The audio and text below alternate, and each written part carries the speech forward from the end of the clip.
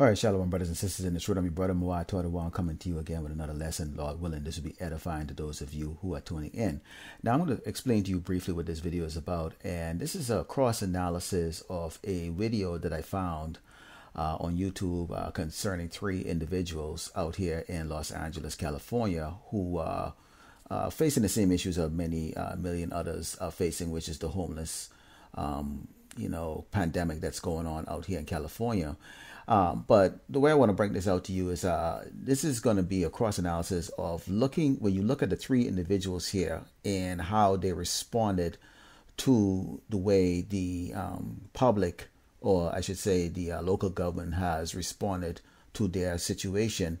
And then when you look at the way Yahweh Shemi Shai has raised up the elders, teachers, apostles of a great millstone, and likewise brother, to go out here and to go gather the hopefully elect, and also preach this gospel out to everybody that has an ear to hear, whether they forbear or not, to understand the warnings that this city known as Great Babylon is going to be destroyed in the end. And you're going to see the reaction from these three individuals. I'm going to go into some scriptures here and do a cross analysis of how this actually applies to this ministry that we're in. But before I get started, I'd like to give all glory and honor to Yahweh Ba'ashem, Yahweh Shai, Ba'ashem, Rakakadash. Double honor to the teachers, elders, and apostles from Great Millstone. Also to you brothers out there that are putting on the truth faithfully, fearlessly, feeding the sheep, and to you brothers and sisters that are tuning in. Shalom. So I'm going to play this clip, and then we're going to go into the scriptures and get through the video. They have to move. So it's like, okay, now I have to find another place. Toriumi Plaza is the latest location in LA, being gated up and cleaned up after an encampment has grown since the beginning of the pandemic. Councilman Kevin De Leon's office says they have already found 61 people a room through the Los Angeles Housing Services Authority, an agency that's placed hundreds of unhoused, incling Liliana Melendez. Now I'm going to pause it right here. Let's go into the book of, this is the book of 1 Chronicles 16. Verse 10, it says, "Glory ye in his holy name. Let the heart of them rejoice that seek the Lord Yahweh Shemi Shai. Seek the Lord Yahweh Shemi Shai in his strength. Seek his face continually. Remember his marvelous works that he had done, his wonders and the judgments of his mouth. O ye seed of Israel, his servant, ye children of Jacob, his chosen ones." Now, before I play this video here with this lady here, basically, she's the part of Israel, okay? When we do this analysis with this ministry, she's the part of Israel that actually hearkens, that actually listens, that actually hear, that understand that there's demands from us when we come into this faith, okay? That we have to follow the laws to the best of our ability. We have to conduct ourselves with humility and be wise as serpents, but yet still harmless as doves when we go out there amongst these Gentiles out here, okay, and these heathens out here, okay, because we are still in the flesh and we are still here in this wicked queendom, Babylon. Now, you're going to see that, she would represent the part of Israel right now that has hearkened to these words, that has come into this truth, and that would be us, okay? The brothers and teachers, elders and apostles and everybody that's in this truth already. This is how we're going to feel, and you're going to hear her voice, because previously she was out there sleeping out in the cold, okay, being harassed, okay, being harassed by people that want to hurt her. And you're going to see how she's going to go into the fact that she's been saved out of this. Now, this is not to say that Esau is some savior, but this is, you understand, an analysis that we're going through here. We are very joyous because we were out there in the world lost, okay, and didn't have this truth, thinking that we were all of these other nations following these other idols, okay. And when we found this truth, you can see the spirit of us has changed. You look at life a lot different. You finally have hope in your life, because you finally understand that you are more than just a nigger on this earth. Okay, so let's play this. Yes. Okay. So it's a hotel room and I'm still there. How is that? Good. It's my room, a bathroom in my room.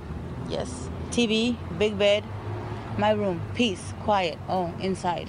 Melendez came by the plaza to check on a friend, but she couldn't find him. So there it is right there. That's how we feel, okay? I mean, we're in this truth, okay? We hope we are part of the hopefully elect, to get that protection when all hell breaks loose on earth, when Yahweh Shemi Shai bring that judgment on earth, okay? To have that covering, that protection over us, okay? And when you walk in every day in, in spirit and in truth, and serving Yahweh Shai, okay, be doing his work, going out there on the highways and the byways, okay, glorifying his name, okay, trying to awaken the other lost sheeps out there. That's a good feeling, okay? You have a purpose, and that's a joyous feel we get. And as you can see there with this lady, because she hearkened, okay, to the help, okay, that was extended to her, okay, she gets to stand up there right now, and she's fresh from a comfortable bed to lay in, food to eat, and she feels magnified. That's how we feel. Now let's go into this next JK, and this is going to be very interesting because this JK represents the 2/3 out there that hear but don't hearken. So let's go into it. But many, like Christopher, don't want a room. You have a curfew. You have to be in by 10 and out by 7. Who does that? No visitors. You can't cook in your room. No, I'd rather be out here on the street where I can do what I want to do. So he pedaled off to do just that. Now, what does Christopher represent? He represents the 2/3 Jakes. Isn't this what you experience with their brothers? Okay. This is the 2/3 of that they want to hearken to wickedness. They want to continue to stay here in Great Babylon. They want to be at the bottom. They want to continue to be in Esau's way of doing things, which is no discipline. Okay. Do as thou please. Okay. They don't want to. You heard his complaint. His complaint was there's a curfew. Well, when you come into this truth, guess what? There's laws. Okay. And what are those laws? You can't eat abominable foods like shrimp. Okay. And lobster. Okay. You can't eat pork anymore. Okay. You're supposed to keep the Sabbath as holy as you possibly can. Okay. And if you can, okay, observe the Passover if you can. Okay. Also, a whole host of other laws that we're not supposed to be engaging in, which is idolatry and adultery. Okay. So there is rules. So you have to put off that old person like that. And he doesn't want to put off that old person. Now, at some point in time, okay, and we're going to go a little further into that, he had a roof over his head, but then he's out here. But he had now become accustomed to being at the bottom, which is exactly what these 2/3 are. They're accustomed of being at the bottom, okay, and at the standard of what Esau has said, because they don't realize that they are really actually kings and princesses, okay? So they don't want to accept Yahweh Bashim Yahweh Shai and do and serve him, okay, the way they're supposed to serve him. They rather be immersed in this wicked queendom's way of life, okay? So let's continue here. Before we continue, actually, I'm going to bring out, this is the book of Proverbs, and it says, this is Proverbs 1:22, and it says, how long, ye simple ones, will ye love simplicity, and the scorners delight in their scorning, and fools hated knowledge. He hated the fact that they were giving him the option to get off the streets, but he doesn't want that. We go out there and spread this gospel out to the 2/3 and say, hey, there is a better way than this wicked way of life. And it says, this is verse 23, it says, turn you at my reproof. Behold, I will pour out my spirit unto you. I will make known my words unto you. Because I have called and you refuse. So he was offered a place to stay. And he refused. He goes, I can't deal with the demands and the requirements of accepting that offer. This is what our 2/3 say to us. They cannot deal with the demands, okay, of Yahweh Bashim Yahweh Shai. They can't deal with putting down the pork and the shrimp, okay, not committing idolatry and adultery, okay. They can't get out of this way of life. And it says, I have stretched out my hand and no man regarded, but ye have set at naught all my counsel and would none of my reproof. Okay, so they don't want to be approved. They don't want to be changed. Okay, this is us. This is where we at with these folks, because see, they are talking to him and they're telling him, say, man, there is help out there, but he's saying like, hey, I can't really deal with all of that. This is Ezekiel 12:2, and it said 12:1. It says, the word of the Lord Yahweh Shem Shai also came unto me, saying, Son of man, thou dwellest in the midst of a rebellious house. Our 2/3 are rebellious. Okay, Israel is naturally rebellious. Okay, but again, with the first lady, she represents us, those who's out there, who understood the calling. Okay, had the ear to hear, the eyes to see where we're at, that we are in wickedness, and repented. Okay.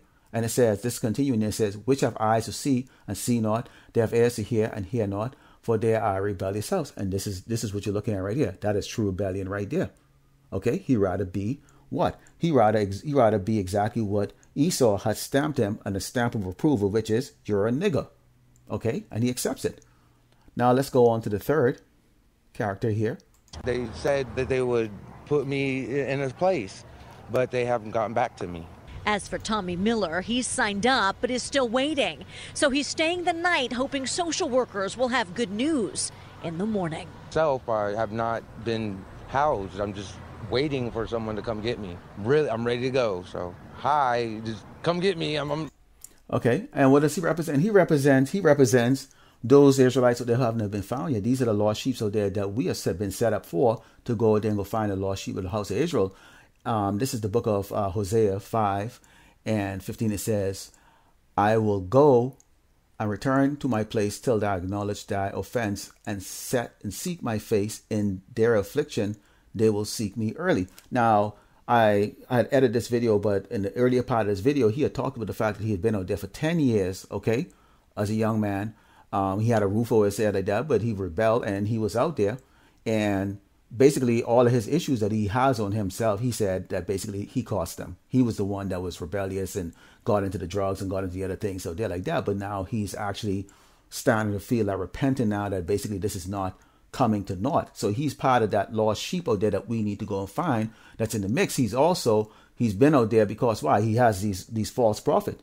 Okay. He basically was influenced by the people that were around him, telling him this was the way of life I have to go. The same way our lost sheep's out there, listening to Sakari, IS, UPK, and IUIC, and also in all of these church, these Pentecostal, Anglican, Catholic church, and all that stuff, and just immerse into it. But they're really looking for the shepherd. Okay, this is Matthew 10 and 5, and it says, these 12 Yahushua sent forth and commanded them, saying, go not into the way of the Gentiles, and into any city of the Samaritans enter ye not, but go rather to the lost sheep of the house of Israel. And as ye go, preach, saying, the kingdom of heaven is at hand. Heal the sick, cleanse the lepers, raise the dead, cast out devils. Freely ye have received, freely give. And that's exactly what we are doing. Because when we go there, not all of our lost sheep are going to have access to the internet. Not all of them even go to YouTube. There's a lot of people that don't watch YouTube. They don't even watch TV. Okay? They don't have access to this technology. So guess what? When you go to the highway and the byways, okay, you can get out there to these lost sheep. Okay? We can get out to them. They're in different states, in their life. They may be like this guy, okay, homeless. They might be living in their car. They might actually even have a job and just walking their dog, and just like that, they saw you on the side of the road, okay, or in a park, preaching this gospel, and they got curious and they come over, and next thing you know, there it is. We found a sheep. Okay, so that's basically what this lesson is about. Is the three different characters. I use this news feed here. I thought this was a great example. The Spirit came on me to bring it out here. I don't know if it makes sense to you. Lord willing, you were edified with this. And I'm going to close up by giving all glory and honor to Yahweh, Ba'ashem, Yahweh Shai, Ba'ashem, Rakakadash. Double honor to the teachers, elders, and apostle of Great Millstone. Also to you brothers that are putting out this truth faithfully, fearlessly feeding the sheep. And also to you brothers and sisters that are tuning in. Shalom.